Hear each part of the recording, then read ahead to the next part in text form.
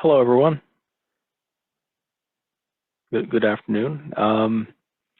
So we're just going to wait a couple of minutes here and let everyone filter in. Before we get started, a couple of points on your checklist that you should consider before we get ready today. If you have a copy of your recent internet bill, please have that ready. And if you have a copy of your contract as well, that may come in handy.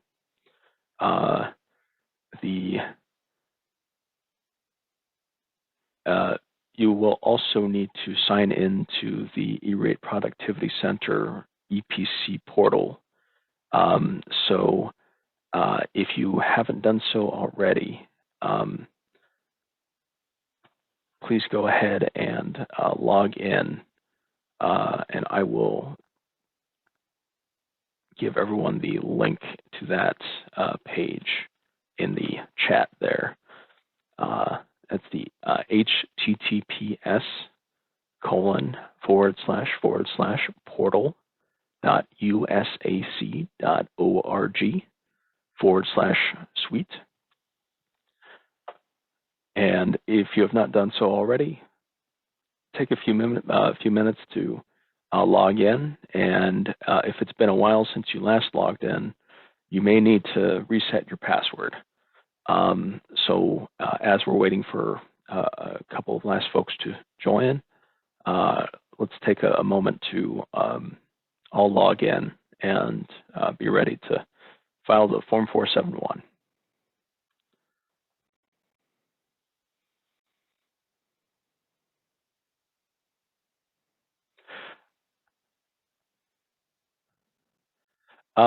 Marisol has a question, and you ask, will we need to load the contract? So if you are under a multi-year contract that started in a previous year, then you should likely already have a contract record made in the E-Rate Productivity Center EPC portal. And once we're into the portal, we can take a look and see, or you can take a look and see if you already have that contract in there. Okay, great. And it looks like we have a few more people coming in. Welcome and good afternoon. And again, if everyone is, as everyone enters the call here, a couple of preparatory steps that you'll want to make are making sure that you have a copy of your of a recent internet bill ready and available to you. And if you have a copy of your multi-year contract, you should have, you may want to have a copy of that available as well, because that can come in handy. Additionally, if you have not done so already, please take a moment to sign in to the E-Rate Productivity Center EPC portal. And again, I will post the link to that site in the chat. That is https://portal.usac.org/suite.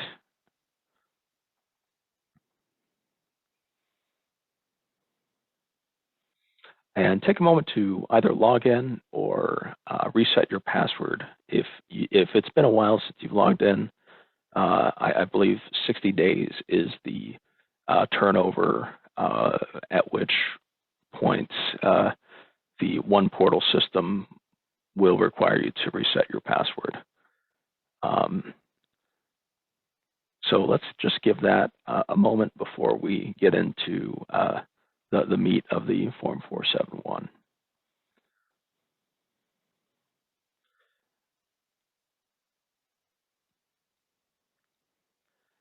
If you have any questions as we proceed, please go ahead and ask them either in the chat option, or click on raise your hand, or under the Q&A button, you can enter a question and we can discuss any questions that you have as we move along this process.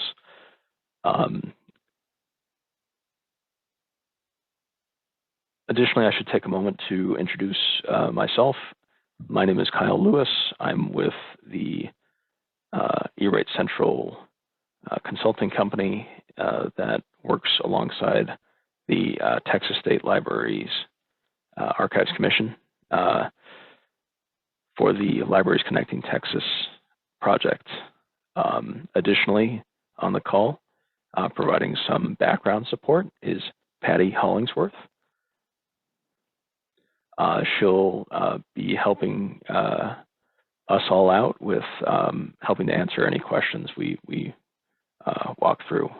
And if you have any questions, again, please feel free to add in the chat box or the Q&A button, or raise your hand and we can address your question.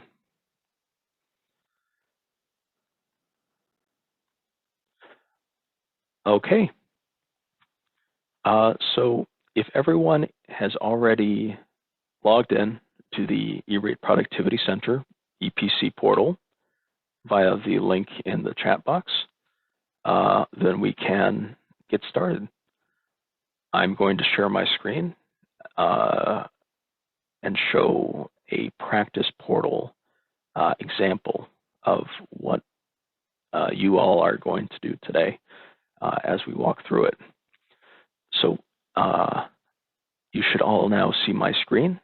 I am logged in to the E-Rate Productivity Center portal. I am logged in under Google Chrome. If you face any issues with logging in via the Google Chrome web browser may resolve those issues. EPC is really fits well with Google Chrome. So when you first sign in and enter the E-Rate Productivity Center portal, you should come to this page. And on this page, you are going to, let's first check to see that your multi-year contract from a previous year is available. So under the Universal Service Administrative Company logo, you will see a blue link here, welcome, and this should be the name of your library. Go ahead and open that link, and that will take you to the profile page for your library. Again, this is just an example, but this should be your library name and your build entity number up here. Now, let's take a moment, and at the top bar of links, we have a number of links here, and one of them is going to be contracts. Let's go ahead and click on contracts. And as you can see here, in the example that I have on the screen now, we have some contracts that were entered in a previous funding year 2021. So let's go ahead and take a look at one of these. Taking a look at this, we just want to make sure that we have the correct contract to reference. If you have multiple contract records in here, especially you'll just want to make sure that you have the right one in mind, and you can reference that later by taking this contract number. But typically these are named with the type of service in mind, or the service provider, and potentially even the span of years in which this contract is going to elapse. So if you have the multi-year contract under your contracts section here, you are ready to start filing the Form 471. And we will start doing that by clicking on Summary, and that just takes you back from the Contracts page to the Summary page. From the Summary page, if you're creating a new Form 471, you will go to the drop-down button here with More Actions, and if you click on it, it'll bring down a drop-down menu. And from here, you will have an option that says Create FCC Form 471. Go ahead and click on that, and it will create a new Form 471 for funding year 2022. First, you're going to have an application nickname, and what you can do here is enter something that is going to make this very easy for you to identify and for others to identify. So putting the funding year at the start, 2022, and then maybe a underscore or a dash, and then I am just going to enter example library because this is an example account, and then underscore. We can put internet, or we could put category 1 because this is a category 1 application, or something simple like C1, short for category 1, which will cover your internet services through E-rate. Once you're good with a nickname, go ahead and click on Save and Continue. And on this page, we will have options here for contact information.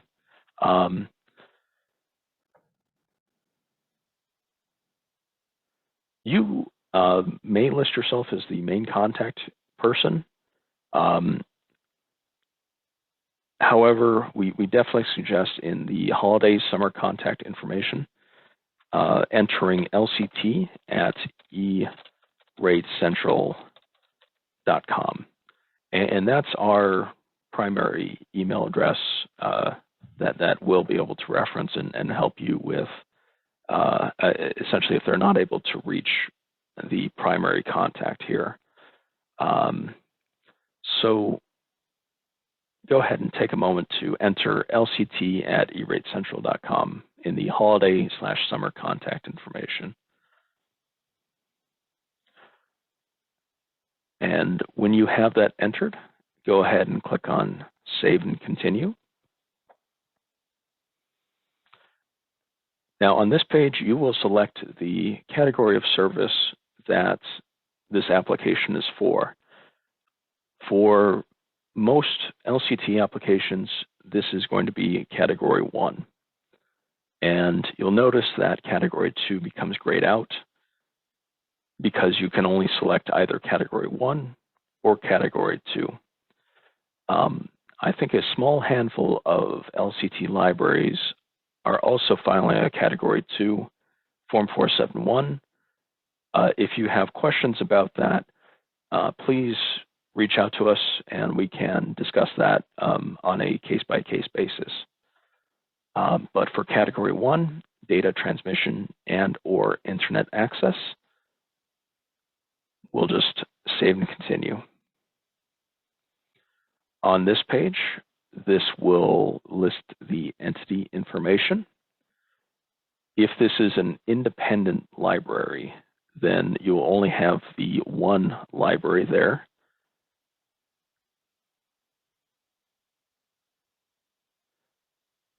However, if you're a library system, you may have some additional entities involved here. Please also note that each library should have an associated school district under the section here. And the associated school district, they should have already submitted their essentially free and reduced lunch program information. their NSLP data, which helps USAC determine what the discount rate for your specific library will be. If there are potential issues at this page, you may not have a Save and Continue button active. If that is the case, please reach out to us and we can discuss that on a case-by-case basis. However, we're good here, and if everything looks good on your pages, let's go ahead and save and continue. Okay, so I misspoke on the previous page. If you have a library system, it is on this page that you will have the various entities in your library system, and that will be on this page with related entities. This may also include if your library has an annex, for example. Let's go ahead and save and continue if everything on this page looks good. If you have any questions or if anything on this page seems to be inaccurate, please reach out to us and we can help you reach a solution on that. Sometimes the square footage of the library is not accurately reflected, and you may need to update it, but we can address that on a different call.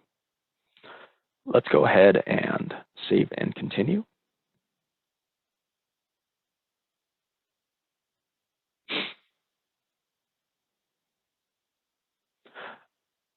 And again, this requested discount calculation, this is going to reference, again, the NSLP data that we had discussed on a previous page, as well as the rural or urban status, which will help determine the Category 1 discount rate.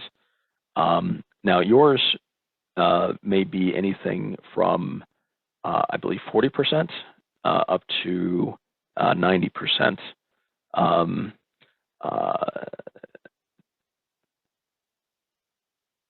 If the Save and Continue button here is not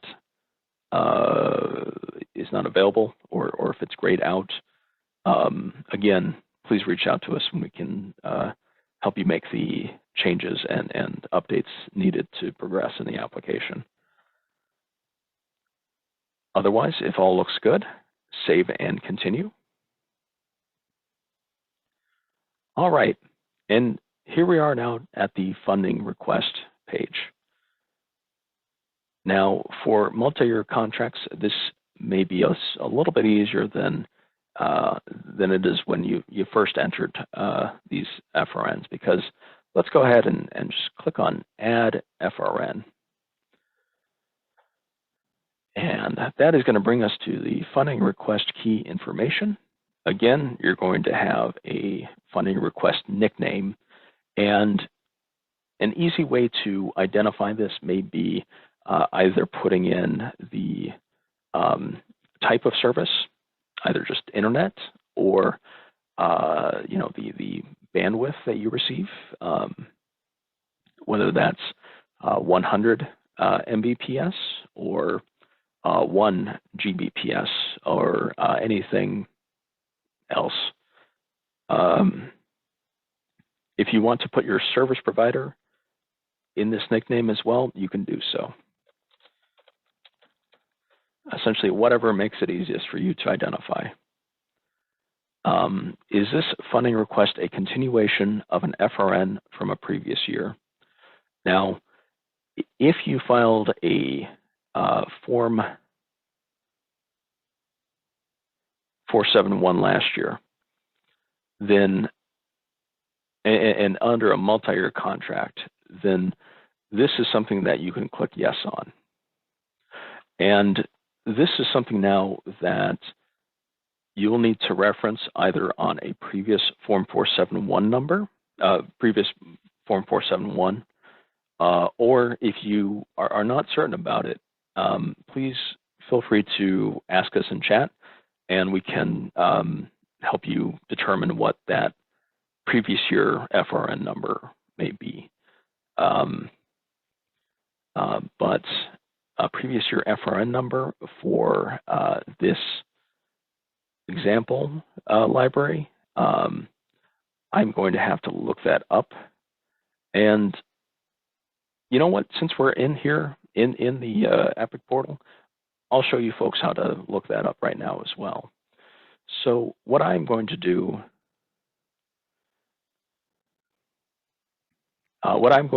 is I'm going to open up records in a new tab, and we're just going to look at the 471 from last year real quick. We can do that by going to, I think the simplest way is going to Reports, clicking on My Applicant Landing Page. And then if you scroll down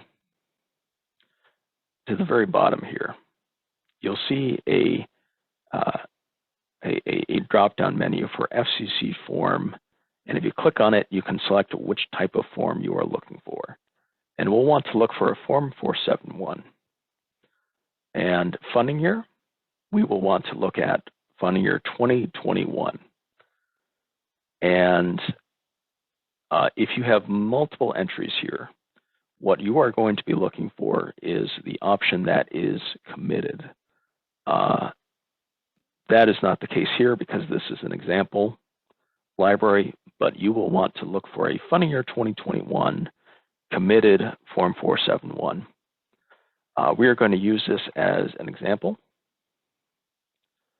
and we're going to take the information in this Form 471 and apply that to the new Form 471.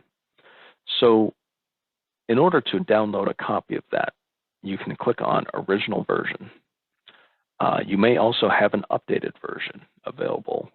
And in that case, you should reference the updated version. And here we'll see that we have an FRN. And what we can do is we can take that FRN number, the funding request number, associated with your internet FRN from last year, and you can essentially copy and paste it into the previous year FRN number field there. You don't want the number symbol though. You'll just want the number and no spaces after it. If it's a valid FRN, you can click on Copy FRN, and that will take the information that you had available from last year and transfer it to the new funding request number, FRN.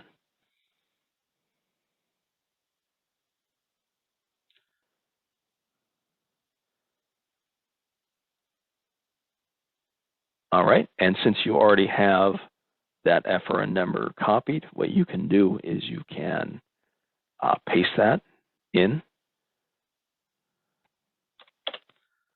and search. That will bring you to, again, the 471 from 2021 and the FRN number from 2021. You can click on the box here to select it. You will need to select one FRN here, and then click on Continue to proceed with copying that information.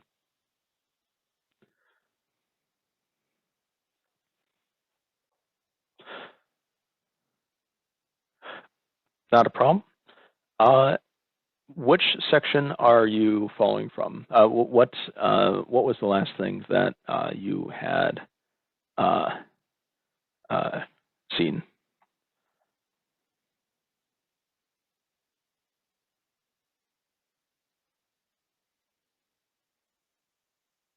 Okay. So when you search for the FRN, you click on the search button. You will need to enter the funding request number from last year. That is from the Form 471 from last year. If you don't know what this number is, please ask, and we can help you, find that, and we can message that to you through the chat program here. Once you have that number entered in the Search by FRN field, click on Search, and then check the box associated with the FRN. Once you have that box checked, you can click on Continue, and it'll bring you to this page that we're on right now, saying that the FRN is copying and may take up to 1 minute to complete. And then after giving it about a minute, great to hear, Marisol. And then go ahead and refresh.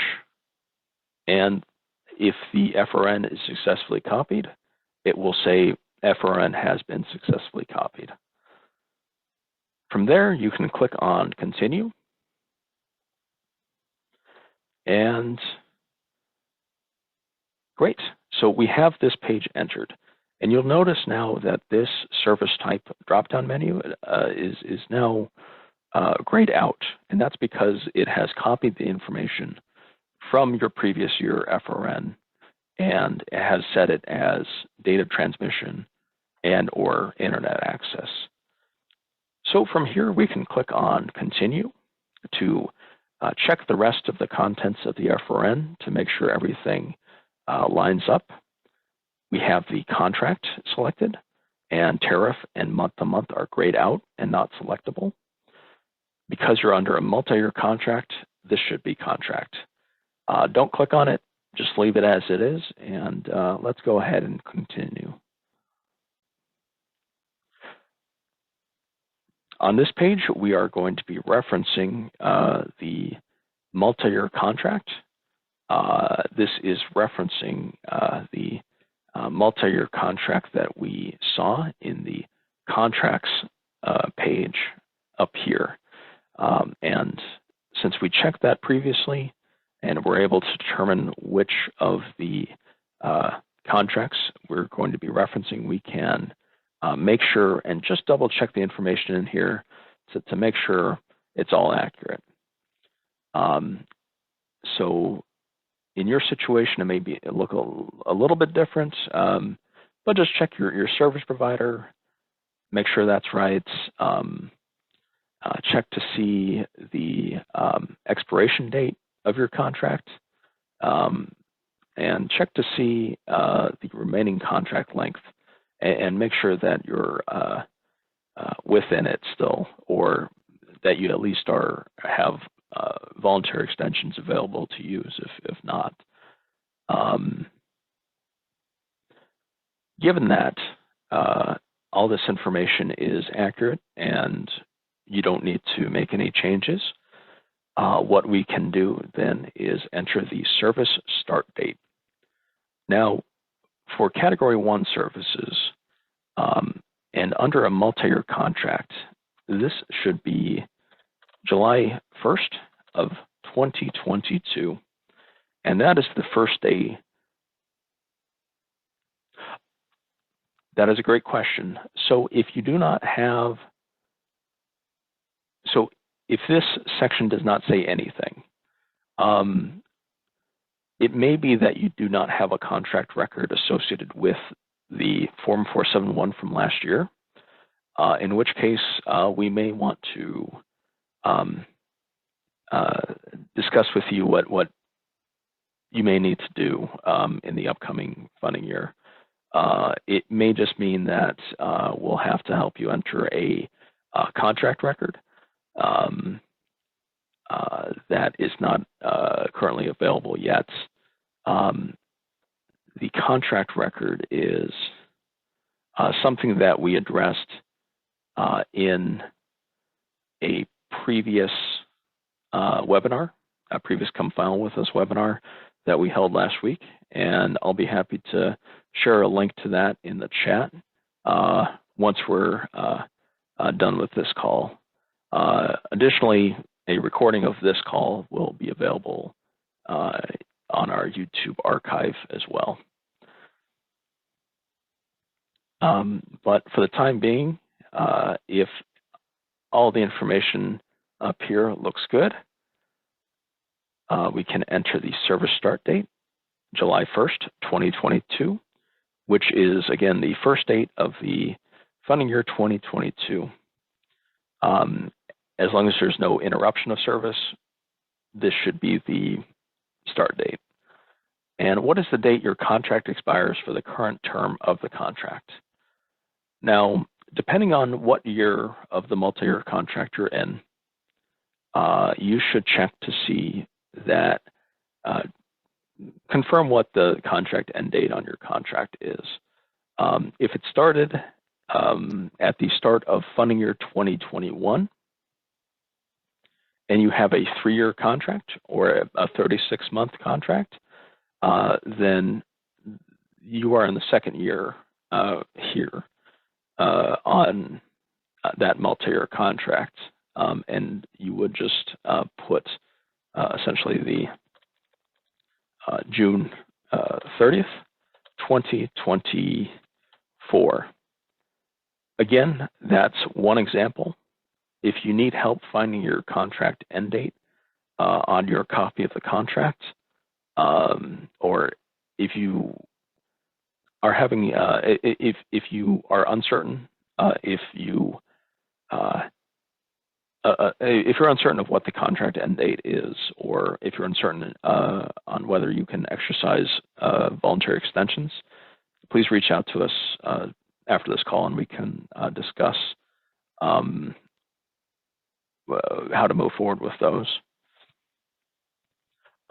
But using this as an example, we'll just proceed with that. Fiber request key information. This will likely not apply to you in a multi-year contract for internet.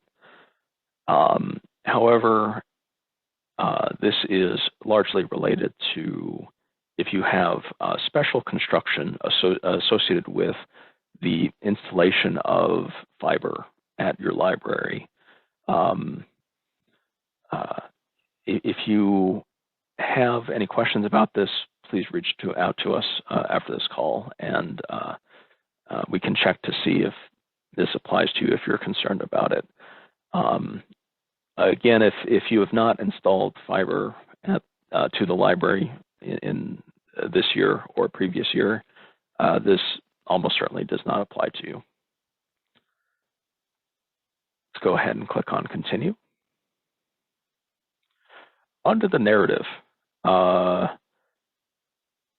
narrative that you entered last year may very well be something that will apply this year, but you should double check and make sure that in the narrative you enter the bandwidth that you'll be using in the upcoming funding year, 2022. In this example, we can keep the 100 megabits per second fiber internet access.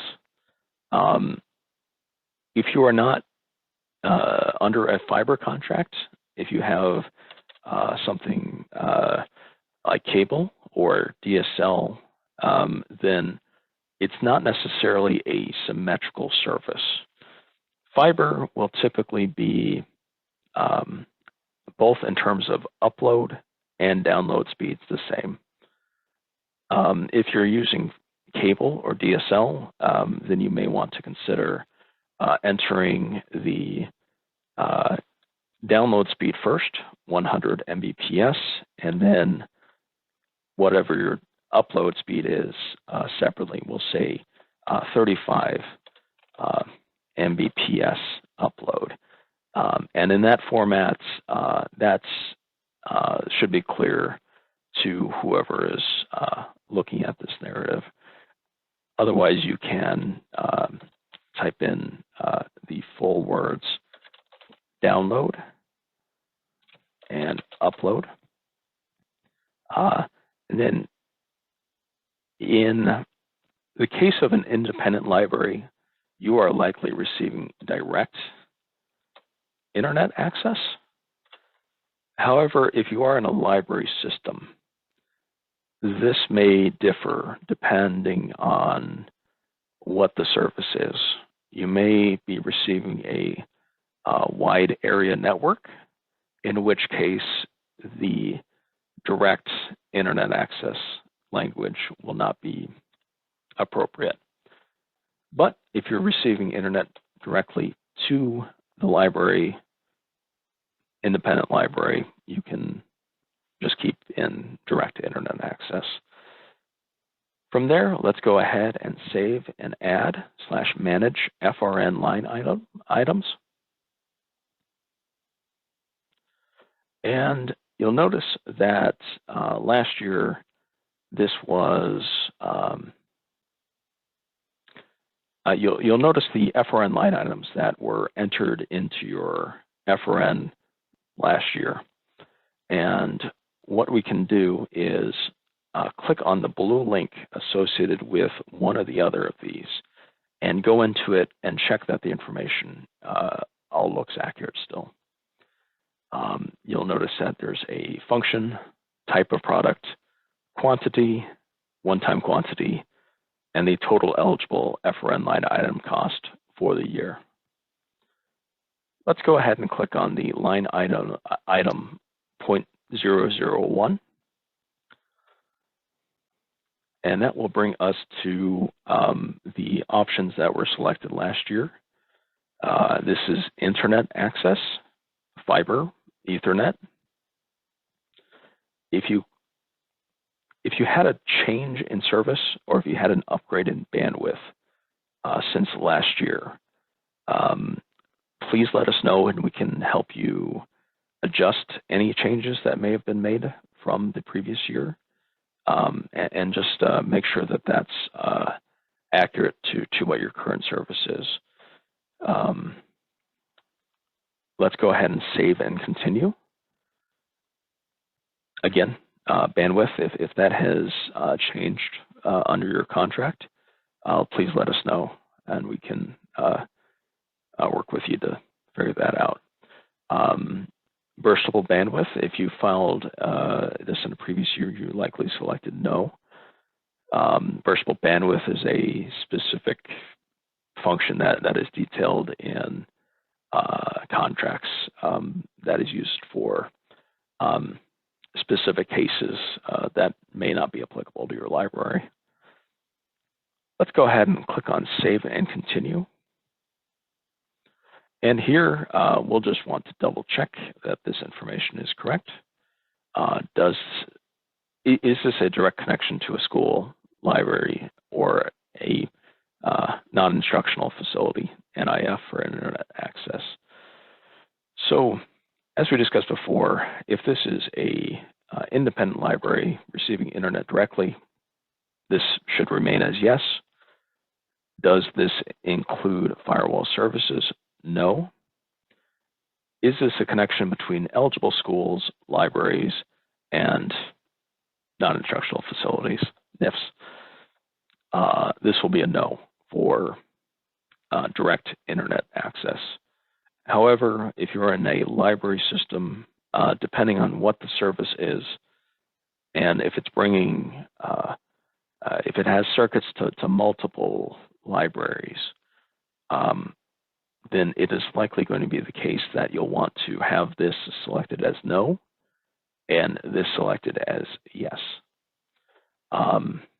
Again, if something has changed since the last year that you filed in funding year 2021, please let us know and we can address any questions you have regarding this. If that all looks accurate though, we can save and continue and proceed to the cost calculation for FRN line item 0.001. These numbers are all going to be different, but the last three digits there should typically be 001 for the first line item. So let's go ahead and take a look at the monthly cost. This is what you'll need a copy of your bill for. The first item here is monthly recurring unit cost. And this should be the eligible amount from your internet bill. You should take a look at the full internet bill that is broken down into the individual charges. This is important because it will allow you to separate out the charges that are eligible and those which may be ineligible, such as phone charges, such as certain fees that are associated with non-eligible services. So having that broken out bill and not a billing summary is the preferred way to go with this. You will not need to enter the ineligible costs, and we would recommend that you leave this as 0 if you do break out those ineligible costs. Just enter the eligible costs into this section here. And that's if it has changed since your last year. If you have a multi-year contract, it's always good to check the bill and make sure this looks accurate to your current charges. Monthly quantity, if it's a direct single circuit to the library, this should remain as 1. Again, if you're in a library system and have a wide area network, this may be a higher number that's specific to your situation. One-time cost. Under a multi-year contract, you will likely not have a one-time cost. Typically, a one-time cost would be something associated with installation or configuration that was done when the internet service was installed or activated. If you started your service last year and you had charges for one-time unit cost, check to see if that is something that carries over year to year.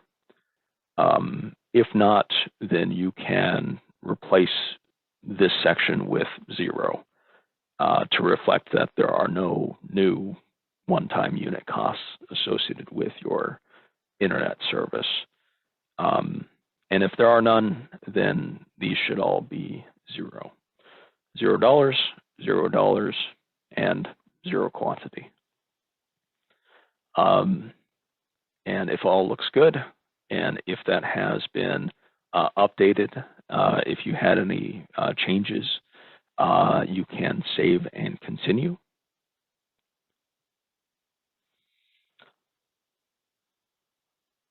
All right, so this will list the recipients of service for the FRN line item. For an independent library, a singular library, you'll likely only have one entry like this, entity name, independent library, such and such. You may also have a annex in some specific cases. However, if you're in a library system, this should list the libraries in your system which are receiving this specific service. If not, if this list is not correct, then you can click on Manage Recipients of Service to select any new branches you have or deselect any branches that may have either closed or may not be receiving this service anymore. Then you can save and continue. On this page, we have the FRN line items again. And in addition to the service itself, the fiber Ethernet or cable Ethernet or whatever the service you are receiving at your library is, we also have a line item separated out for taxes and fees. And this is applicable to some libraries.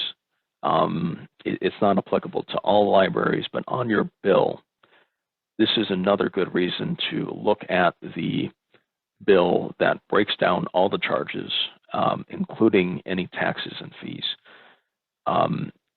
If you don't have any taxes and fees on your bill associated with your internet, then this may very well be a line item that we delete, and that you will not need, under the second year of your multi-year contract, or whatever the case may be. But it's always good to check the bill. Here, we're just going to check the service. Again, single library internet access service that includes a connection from any applicant site directly to the ISP function. For taxes and fees, this is going to be miscellaneous and not one of the other options, miscellaneous. Type of connection, again, taxes and fees. And we will save and continue. And it may be the case that in your previous FRN from last year, you did not have a taxes and fees FRN line item if that was not something included on it in the last year. And that's totally fine. What we have here then is you can take from your bill the taxes and fees that are eligible and enter them in this section here. Again, recommending that you don't add anything to the ineligible costs, although if you have taxes and fees for phone service or for something unrelated to your E-rate eligible internet, then go ahead and leave those off. For monthly quantity, again, direct internet access to a library, 1. And one-time costs, you will likely not have any one-time costs. So again, 0, 0, 0. We can save and continue. And again, recipients of service, same system as with the previous FRN. It looks like Sherry has a question.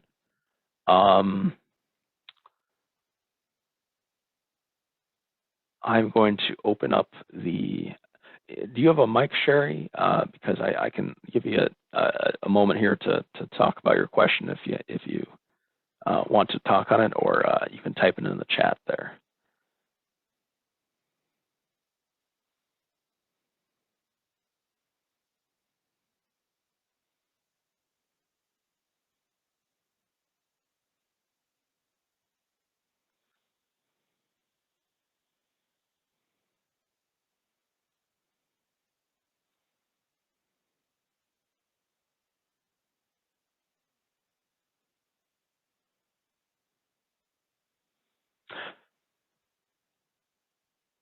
Okay, well, yeah, we'll circle back to Sherry's question, and if you have any questions on or after the call, please feel free to reach out to us. We can help work out an answer with you folks. Okay, let's save and continue. And again, just double check that everything in the FRN line items looks good, and then save and continue. And then at this point, what we would ask you to do, and what we would like you to do, is if you click on Save and Share, what this will do is this will allow us to us at LCT and E-Rate Central, we can, those of us who are added as users with your library, we can take a look at the Form 471 that you entered, and we can review it and let you know if there are any edits or adjustments that we may recommend. Along with this, if you have a copy of your bill, go ahead and send us a copy of that and we can help you identify any eligible and ineligible charges on that bill that you may have questions on. And if you send that to, and I'll put in the chat our contact information again, just so that everyone has that at hand. Feel free to email us that bill, and we can double check your Form 471. Sometimes it's something as simple as a typo. Sometimes it's because of a change with your service. We'll just want to do a quick spot check and help you review that. So if you can do so, you can save and share. This brings up this box here. We'll say yes to save and share it. And that is then going to be something that we receive in our tasks as this item. And we'll open it by clicking on this.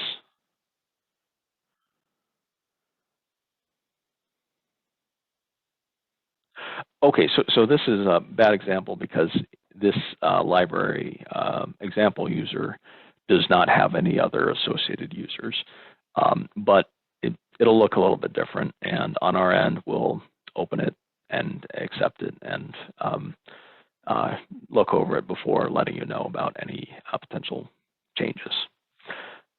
After we're done, and if there's not any additional changes, edits, or questions you have, then we can move to review FCC Form 471. It'll bring you to this page here, and it is going to take probably about a minute for it to process. As we get further into the Form 471 window, the time that this takes may take a little bit longer. So it's best to file as soon as possible, and as soon as we get a chance to help you review, filing and certifying will be a good plan. Well, let's click on refresh, and now we're able to take a look at a PDF copy of the Form 471. And if you click on this, it'll download a copy of the Form 471, which you can open and review. Again, this is a draft copy because you have not certified yet. But if you prefer to send a draft copy for us to help you review, you can download a copy of this and send it over to us by email at lct@eratecentral.com, and we can help you review it that way. Otherwise, once everything looks good and there's no more questions, no more edits, no more review, you can click on this box, and you'll note by checking this box, I certify the information in the PDF document above is correct. That will make it so that this button in the bottom right, continue to certification, lights up and is blue. And go ahead and click on that. And that will bring you to the applicant certifications. So you will want to select the boxes for both of these certifications. This is the page where I know Caroline is a big fan of the, selling your firstborn. It's not all as bad as that, but, go ahead and review these, read through them. It's a bit of reading, but if you have any questions about any of these, please reach out and we can help you answer those. They're essentially all asking that you follow E-rate rules, and we're here to also help you keep in compliance with E-rate rules. So another thing to consider is the total funding summary. In this section, you will notice that you have 2 questions to answer here.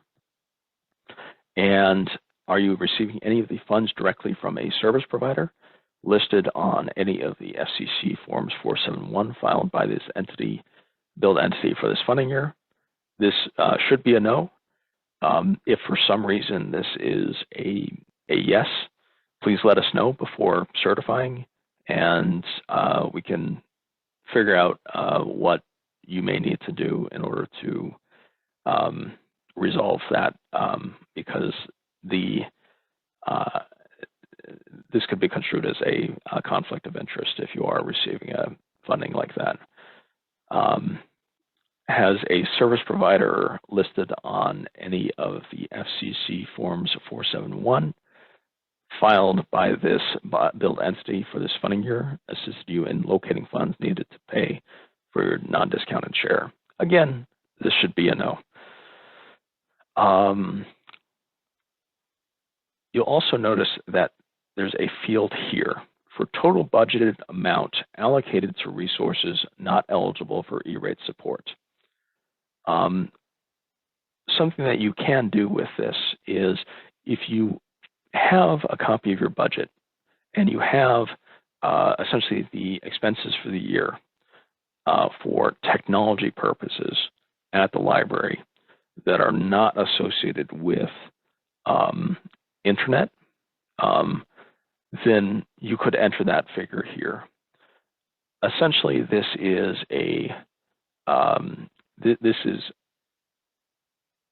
something that USAC will ask to help determine if the services that you are requesting, internet, are being delivered to end user devices, and essentially the cost of those end user devices. So if you don't have a budget for that, 0 will likely be okay. But if you do have a budget number for technology that costs that are not associated with internet, then you could enter that here. Otherwise, when you're ready to go ahead and, again, we'll want to check through each of these certifications. Again, if you have any questions about any of these, please reach out. But when all looks good and you're ready to certify, go ahead and click on the Certify button, and that will bring up this window. False statements on this form may result in civil liability and/or criminal prosecution. To electronically sign and certify this form, click Yes below to affirm that you understand the statements above and represent the entity featured and have the authority to make the certifications on this form. Click Yes below. We'll proceed with Yes, and you'll note that you come to this new page that shows, yep, you've certified it on this date, this time. You're the authorized person. In order to print out a copy of the certified Form 471 for your records, go ahead and click on this button here. Please click here to access your certified FCC Form 471 PDF. From there, that is going to soon become available under this section at the bottom. There are no new FCC Form 471 documents generated at this time. This is because it's still processing, but if we refresh the page, it should take about a minute for it to show up, and then here we go. We now have an original version of the Form 471 to access. So let's go ahead and click on that, and that will download for us a PDF copy. And if you open that, you can either save a copy of it to your local computer for a digital record keeping, or you can print off a copy for paper record keeping. And that is essentially it. After you file the Form 471, monitor your emails for any emails from USAC, from USAC. You might receive questions for PIA, Program Integrity Assurance. These are questions that will show up for the Form 471, And if you receive them, they are typically asking for information to verify. They're looking for documentation to verify the information that you put on the Form 471. And if you receive any questions like that, please let us know and we can help you determine an answer and proceed with those. Does anyone on the call have any questions before we close for the day?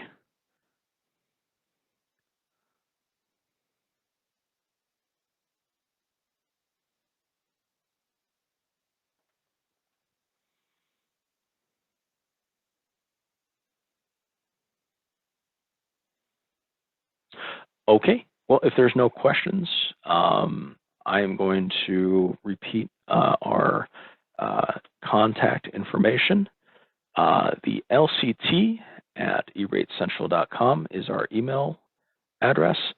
Our phone hotline is 516-801-7820. And if you call that number or email that address, then we will be able to respond to you as soon as possible. Again, if you have any questions after this call, please reach out to us and we can discuss those. Thank you all for joining us, and you all have a great afternoon and evening. Goodbye.